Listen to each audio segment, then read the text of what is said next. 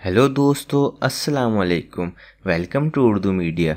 मज़ीद अच्छी और मालूमाती वीडियोस देखने के लिए हमारा चैनल ज़रूर सब्सक्राइब करें। शुक्रिया।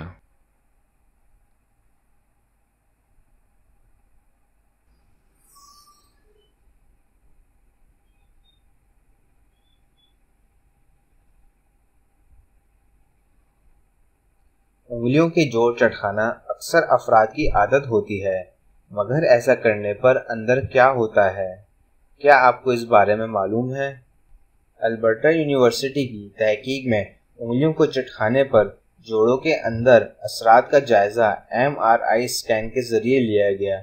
नताइज से मालूम हुआ कि चटखाने के नतीजे में पैदा होने वाली आवाज़ दर हकीकत स्न्यूबॉल फ्लूरिड में गैस बढ़ने के नतीजे में उभरती है। स्न्यूबल फ्लूरिड ऐसा पतली रतूबत होती है जो इंसानी जिस्म के बेशतर जोड़ों के दरमियान मौजूद खला को भरता है।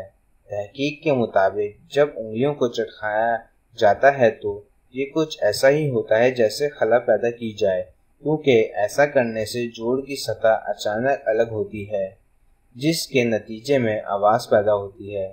इस हवाले से अल्ट्रासाउंड की मदद से भी जायज़ा लिया गया, क्योंकि यह टेक्नोलॉजी MRI के मुकाबले में 50 से 100 गुना ज़्यादा तेज़ी से चीज़ों को कैच करती है।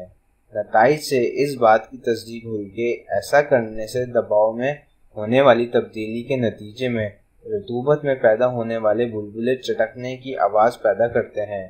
उंगलियां चटखाने की आदत के बारे में कहा गया है कि ये जोड़ों के अमराज या दीगर तिबी मसाइल का बाइस बनती हैं। तहां मुत्तकीन का कहना है कि इस हवाले से काबिल एतबार शवाहिद मौजूद नहीं है कि उंगलियां चटखाना किसी किस्म के मसाइल का बाइस बनता है।